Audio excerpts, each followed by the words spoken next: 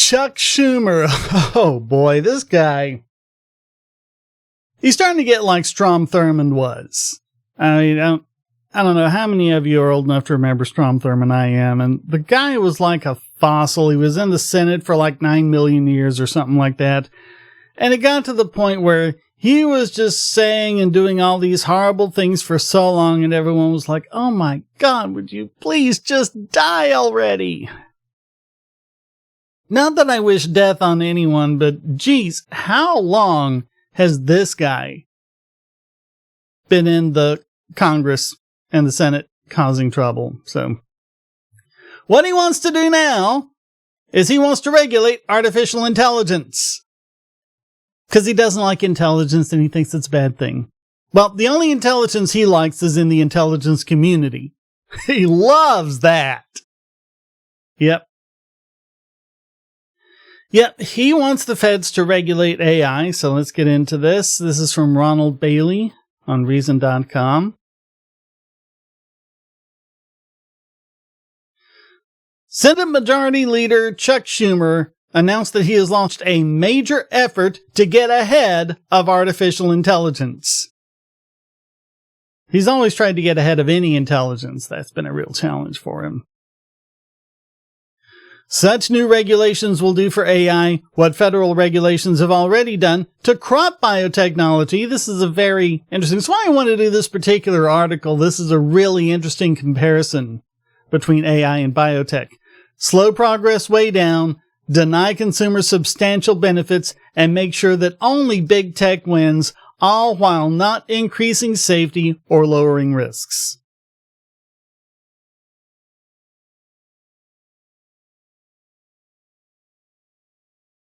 When crop biotech was just taking off back in the 80s, several hundred companies were vying to create hundreds of new products and get them quickly to consumers.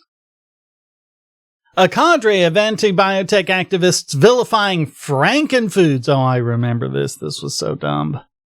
Yeah, Franken Foods. It's just weird. It's not real food. It's crazy stuff. Made wild claims of unknown risks and lurking biotech catastrophes, which succeeded in scaring the public and legislators about the new technology. I mean, even stuff that wasn't even biotech.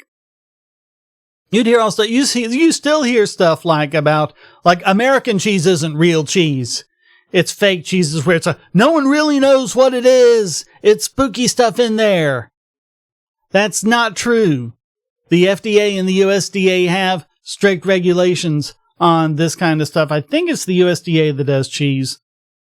But whichever one of them, they specifically define what American cheese is. It's a blend of cheddar, Colby, and curds. And if you do something like put in some cream to give it a better consistency and make it melt easier, since you're including something that isn't cheese, you can't call it American cheese. You have to call it American cheese food. And they're acting like, oh, American cheese food, that's just when they put mystery stuff in it. No. They specifically regulate all of this, but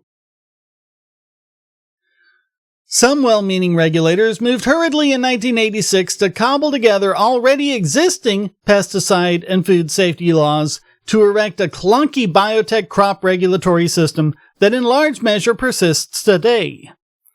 Many hoped that by forestalling ill-advised congressional action, they could help speed up crop biotech products to market. The opposite happened.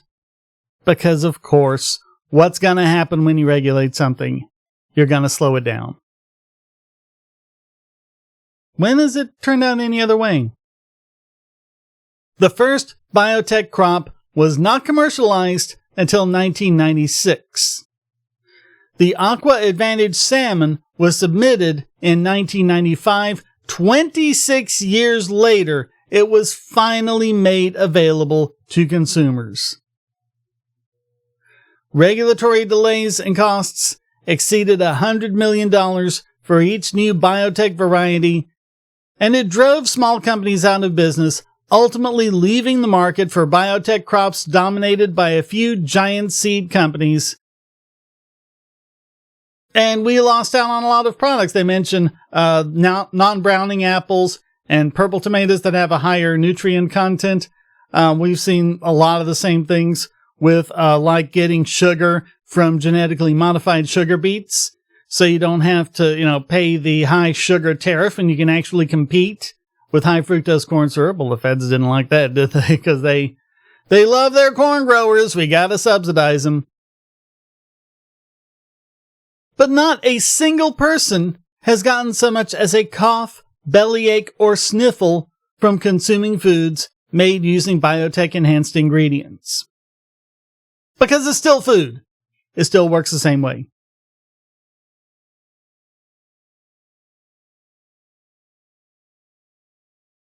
We've got UCLA electrical engineer John Villasenor.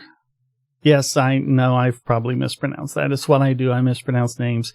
He points out that many of the potentially problematic outcomes from AI systems are already being addressed by existing frameworks, like the Fair Housing Act.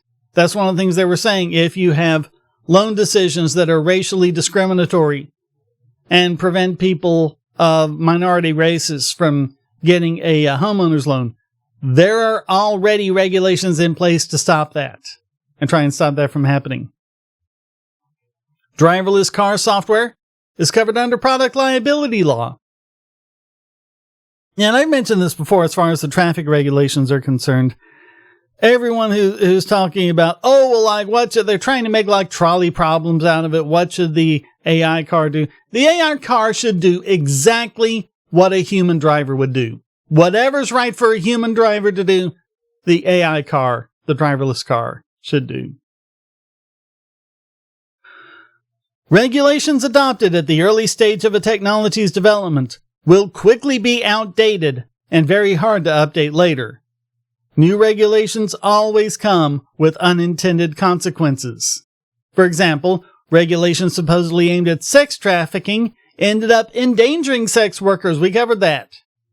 Check the history. It's just what happens. You try to do this thing through government, through force, and you get the opposite of what you were intending.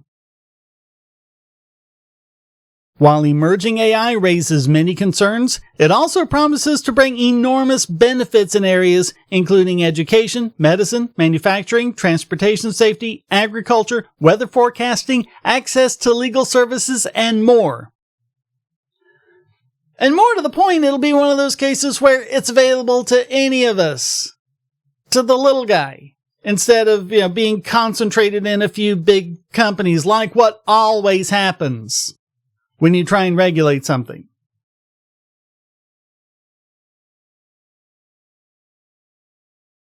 And that's what he says. Adopting regulations now will have the opposite effect.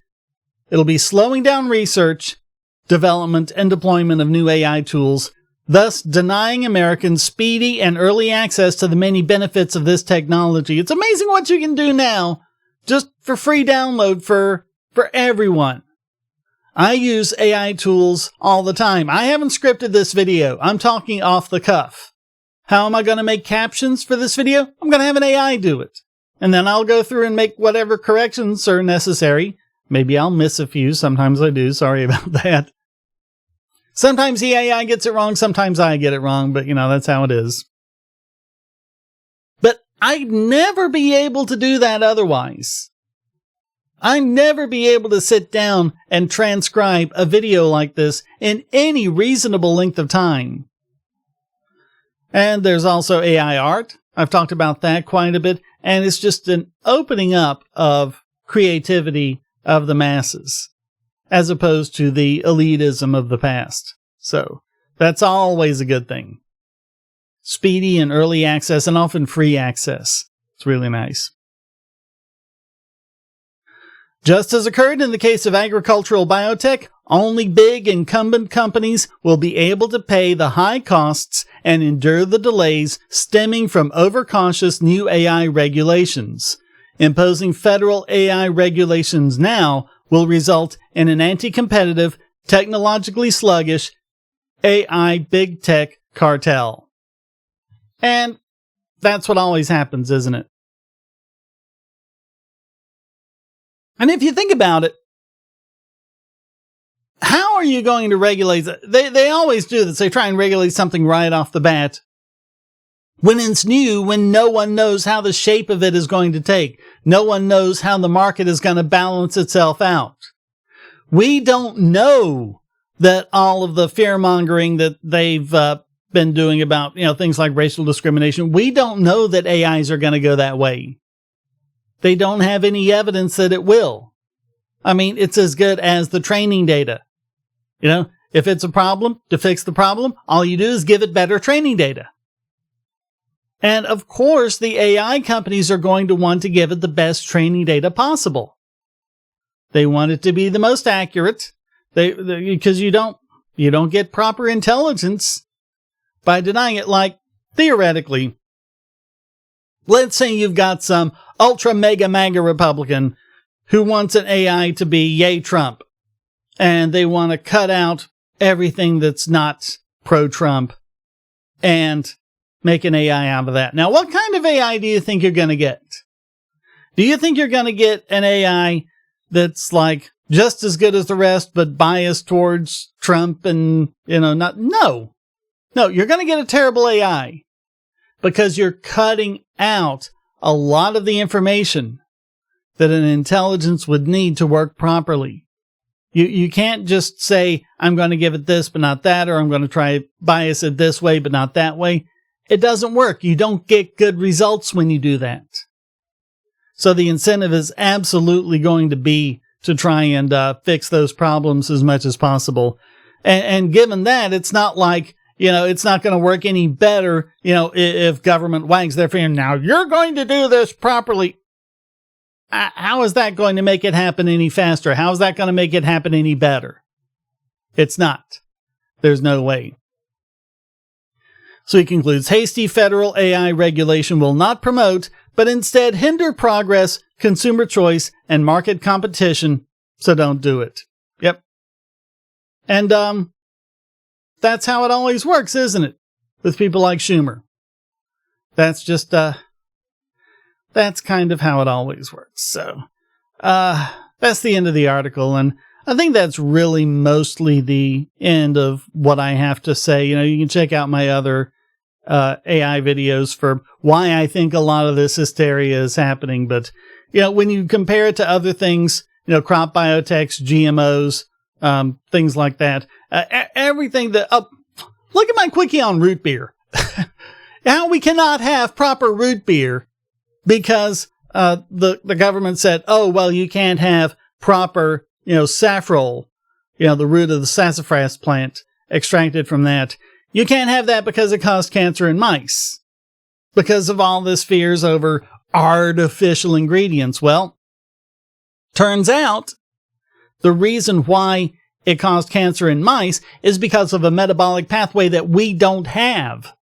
So that doesn't even exist. We do have a metabolic pathway where it'll actually turn the saffrol into something that can actually inhibit carcinogens. And so it could be that saffrol could actually be a cancer preventative, and that matches what we've seen, when you look at people traditionally throughout Appalachia, when they were drinking sassafras tea and other saffrol products, they had a lower chance of getting some kind of cancers than others. And so it might be the saffrol that was contributing for that. But nope, we've got all this hysteria over artificial ingredients and Franken Foods and everything else. So we can't have that. And you don't know what benefits you'll be losing out on because of people like Chuck Schumer. And I can't tell you exactly how our lives would be better, exactly what kind of products we'd have, exactly what kind of benefits we'd have if it weren't for complete narcissistic assholes like Chuck Schumer. But I can tell you that our lives would be immeasurably better without it. And that's the lesson. Always keep that in mind. Thank you so much for watching. Comments for the Common God, shares for the Share Throne. Please hit like, subscribe, and the bell. Get through that algorithm. Bust through it. There's an example of an insane AI algorithm. The YouTube algorithm was working up until they started doing the woke stuff, and it's like, oh no, we have to, make it work against hate speech or bias it towards this and bias it against that, and That doesn't work.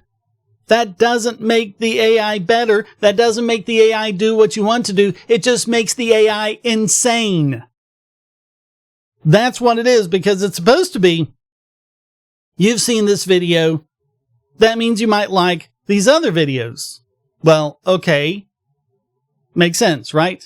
But if you've got another part of the algorithm saying, don't build up these videos, hide these kinds of videos, you're telling it to do something contradictory. And that's what we're fighting.